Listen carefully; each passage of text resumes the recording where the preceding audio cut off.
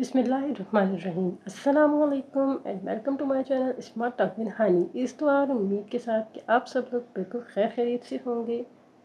एक नई informative video के साथ हानी हाजिर है।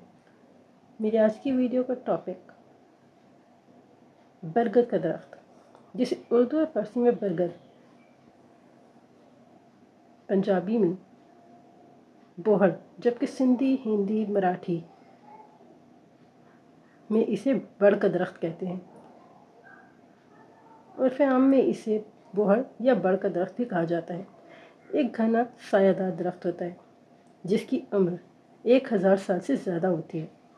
किसी ज़माने में भारत और पाकिस्तान में ये दरख्त सड़कों और शाहराहों के किनारों पर आमतौर पर लगे होते थे, मगर अब ख़त्म हो चुके हैं। इसके अलावा इसे देहातों का मरकज़ी दरख्त भी कहा जाता है, जिसके नीचे चौपालें लगाई जाती थी। मगर ये सकाफ़त अब जदीद तर्ज़ ज़िंदगी मसलन टीवी की वजह से तकरीबन ख़त्म हो चुका है। बड़ का दरख्त ख़ास तौर पर जब एक ख़ास उम्र को पहुंच जाता है तो इसकी शाखाओं से रेशे झुककर ज़मीन को जा मिलते हैं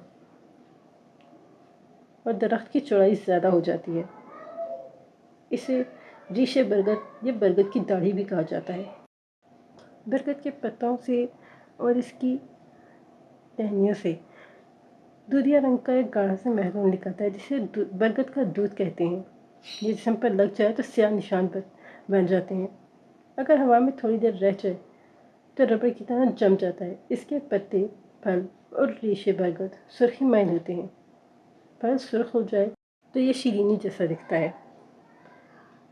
इसका दूध और फल कई अद्वियात में इस्तेमाल किए जाते हैं, जो कदीम चीनी और हिंदी तिब में मिलते हैं। इसके पत्तों को जलाकर ज़ख्मों पर लगाया जाता है। ये इस्तेमाल हिंदुस्तान और चीन के अलावा कदीम अमेरिका में भी किया जाता था। इसकी लकड़ी का इस्तेमाल इंडोनेशिया में किया जाता है। इंडोनेशिया की अमीरी निशान कोर ऑफ आर्म्स है।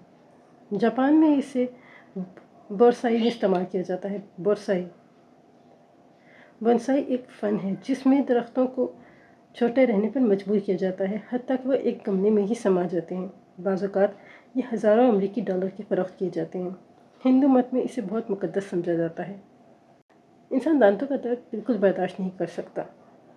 लोग दांतों के दर्द से आराम के लिए कई डॉक्टरों से रुजू करते हैं। इसके साथ साथ मुख्तलिफ डॉक्टरों का भी इस्तेमाल करते हैं। ताहम अगर पीपल के पेड़ की छाल, बरगद के पेड़ के तने की छाल को हम वज़न लेकर इन्हें पानी में मिलाकर उबाल लें और इस पानी से कुल्ली करने से दांतों के दर्द को बहुत फ़ायदा होता है।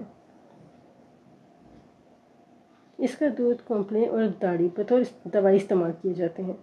फोड़े फुंसी के इलाज में भी इस्तेमाल किए जाते हैं। इसकी ताज़ा कॉम्पल को जिस्म में हवा और गैस और बदहज़मी के लिए बहुत मुफीद समझा जाता है। गुर्दे की सोजिश के लिए नफ़ा बख्श है। ज़ख्म को भरता है। मसूड़ों की सूजन के लिए भी बहुत मुफीद है। नज़ला, ज़ुकाम, खांसी, बुखार और दिमागी कमज़ोरी के लिए भी बहुत मुफीद समझा जाता है। अगर बरगद के दरख्त के छिलके को इस तरह खुश्क करके चीनी की बजाय नमक के अमेज़े में मिलाकर दिन में 3 दफ़ा बतौर चाय इस्तेमाल करें तो मलेरिया बुखार को आराम आता है। इसकी दाढ़ी की चाय प्यास की ज़्यादती को, गर्मी से होने वाले बुखार, सन स्ट्रोक और नज़ला ज़ुकाम के लिए बेहद मुफीद है। बरगद एक ऐसा दरख्त है जो सही तौर पर चाय का नेमुल बदल साबित हो सकता है। इसके हर जुज़ को जोश देकर चाय बनाने से जैसा रंग चाय का आता है, बिल्कुल वैसा ही रंग आता है। इसके पत्ते नरम जो सुर्ख रंग के होते हैं, साए में खुश्क करके कूट कर डब्बे में पैक करके महफूज किया जा सकता है। मुंह के छालों के लिए बरगद की छाल को से जो दूध निकलता है, इस दूध के अंदर रुई डुबोकर अपने छालों पर लगाए तो बहुत आराम आता है।